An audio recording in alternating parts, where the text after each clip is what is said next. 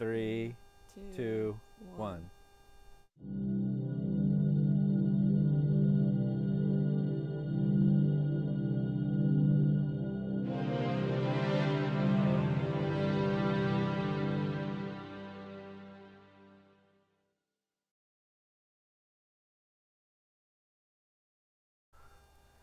Well, I thought I'd do a quick summary of where we're at. I actually had stopped working on the electric fence a couple weeks ago, and I didn't do any more follow-up videos, so I thought I'd better finish this up and show you where I ended up on this fence. So far it's been up for 2 weeks. We haven't lost any chickens. The hawks haven't found us or thought it was worth it to come here and pluck them out of their pen. So we're doing good with that. The couple things is I'll show you where I left off with the wiring. Currently I didn't install the lightning arrestor, so I still have that to do yet, and I'll show you what I need to do with that. It's not really a big deal. I only got so many hours here in the day to and 2 days a week to work on this, so I have to pick my battles of what I need to get accomplished before dark in these short days that we have here. The fence is working great. Loki proves that every time. he's been shocked by it 4 times now, and it's funny. And I think in my first video I had commented about animals will learn really quick not to touch the fence, but Loki, he's not, for an Australian Shepherd, sometimes he's not that bright. Funny thing happened today as I was working on the fence with these new plastic poles that I got, trying it out, and I didn't turn the fence off. I thought, well, I got my gloves on, so I won't get shocked. But I got shocked. It was the first time I got shocked on the fence. But it makes sense. These gloves are, I think these are deer skin gloves, which skin. So of course it's just going to go right through the gloves and then down through your system. The thing that confuses me is I have boots on, and the boots are insulated, so I should be insulated from the ground. But I guess not enough, because I was still able to get shocked through my gloves and with my boots on. So you don't have to be in your bare feet to get shocked by the fence. I'm not quite sure the physics of that and how the electricity is getting through my shoes to the ground. Maybe it's the moisture that's in the shoes or something, but you can still get shocked through your gloves on this fence. So the fence does work. And every once in a while I'll come through, I have a little meter, and I'll test all the individual strands to make sure that there's power running through them. And so far it's been working really well, and the chickens are doing great. A lot of these areas, the span is almost like 10 feet span between poles. And as you saw in the first video, you know, it sags a little bit. But I found at Lowe's, they have these black poles, which I'll show in a close-up here, that the Premier 1 fence, I say Premier 1 because as I was watching the last video, I noticed I was calling these Premier 1, and it's not, or Premium 1 or something like that. It's shit, now I forgot what the hell. Premier 1 electric fence. Premier 1. Now I screwed myself. Premier 1 electric fence, they sell these poles, and I was wrong in my description. I kept saying $16 for a set of 4. And no, it was like $36 to $40 for a set of these 4 poles. Well, I discovered at Lowe's, they have these plastic poles. They're not quite as tall. They're about a foot shorter than the other poles, but these I think are running like $7 a pole, and they're plastic. You don't need to do anything else. You just, you know, it's got the spike on the end, and you just stick it in and carefully slip your electrified portion of the fence through these little slots, and it helps keep it from sagging and coming in contact with the ground, and it just helps kind of keep it upright. One of the things I did notice on these is with this electric fence, you just don't want to take it and force it, because it's, you know, it's a pretty tight area in here. I don't want to force it and break the wire. So you want to like pry this out a little bit, but you have to be careful in doing that. I took my knife to just open it up a little bit so I could just drop the wire in, so I didn't make sure that I didn't break that real fine wire on the premium one electric fence, and it ended up snapping one of these off. So these are pretty brittle. Of course, it is 30, that's probably 36 degrees out right now, but it did snap these off, so you got to be careful not to bend these out too much. But these ones, for the price, really help keep the sagging and keep that center section from coming in contact with the ground. The other one that I found are these brown ones, and they're a little shorter. They're about 18 inches tall. These run about $5 a pole. I like these better. They're a little bit taller. They support the net a little bit more expensive, but not much more than these. And they're white, so they kind of complement the fence a little bit. These ones look a little bit out of place, but they work basically the same way. They have the hooks in them, and it just helps keep that lower section, that lower electric line, from coming in contact with the ground. So these work really well too, to just help keep everything from shorting out. So I've been using a combination of both of these.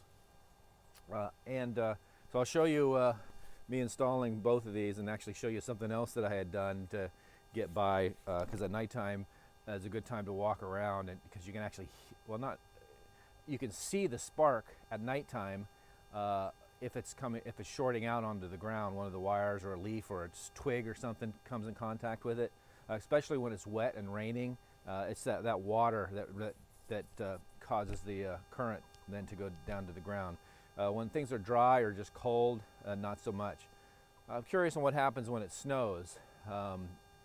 If you get a couple inches of snow, I'm sure that's not going to be good, and I'm not sure the electric fence is going to work in the snow. I doubt it. I think it'll just suck all the energy right out. So anyway, we'll show you how what I'm doing with these guys. Hopefully my audio is still working. But here's here's a cheater that I did. This last wire here, which all of these stripe ones are electrified. Raining and it's not really wet, it's not shorting out there. But if it does rain, that certainly it could be enough to short out. Just that one leaf. I've seen it before. So anyway, this was really sagging a lot, and it was actually shorting out. So I ran and got some of my camping gear stuff, and I stuck this post in tent stake into the ground, and tie wrapped it up, and it basically helped keep it that lower section up off the ground. This was a temporary fix. Now that I have these new poles, I'm going to swap that out so it doesn't look so jerry-rigged, and make it a little bit nicer. So we'll do that with this one here. I'll pull that one out, and we'll put in. It looks like I did another one down there too. So we'll pull that out and put in a real fix. First thing we'll do, like I said before, the fence is off.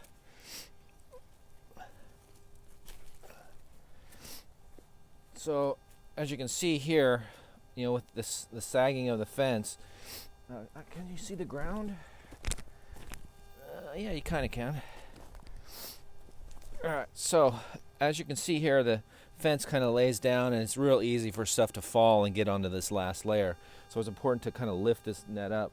That's what this stake was doing. It was just keeping this last electrified area off the ground.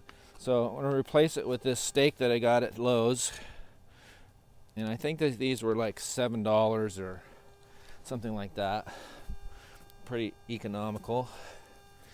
And it's got one spike as opposed to two. Push that in the ground. And then take my knife here, and I have to systematically figure out, okay, when this is raised up, don't want it too high off the ground so that something can slip underneath there.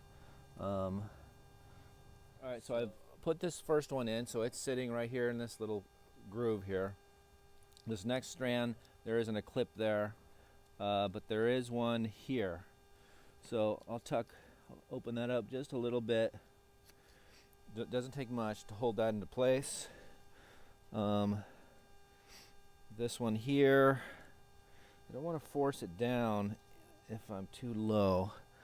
This one here looks like I could just make it, open that up just a little, like so. So my black line isn't quite touching the ground right there, but it is here and it is here.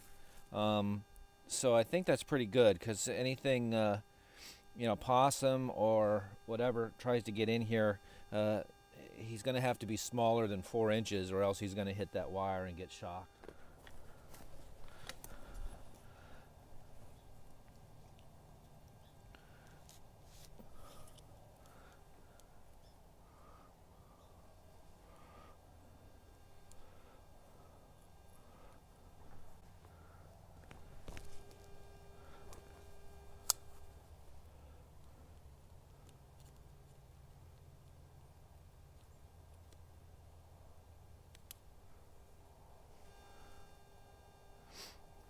Really, that's all I need is this that one clip just to hold that up off the ground.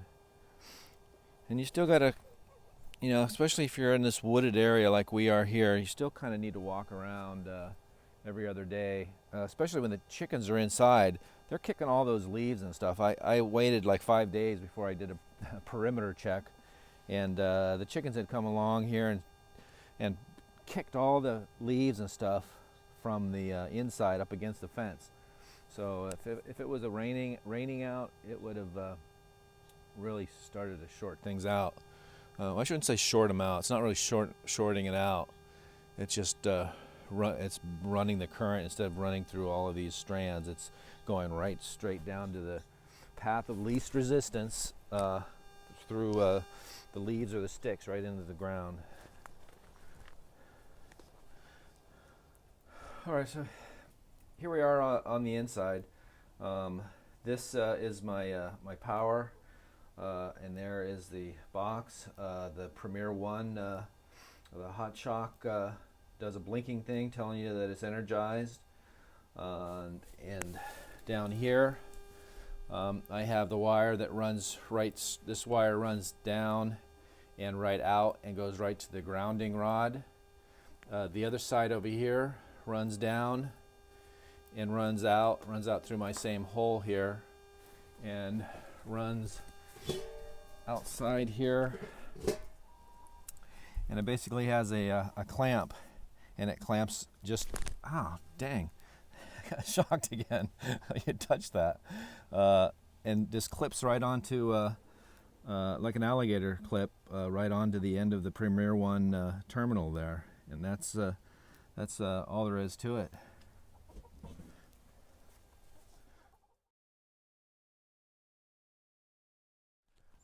While Julie's yapping away down there, because I'm the one on the wireless mic.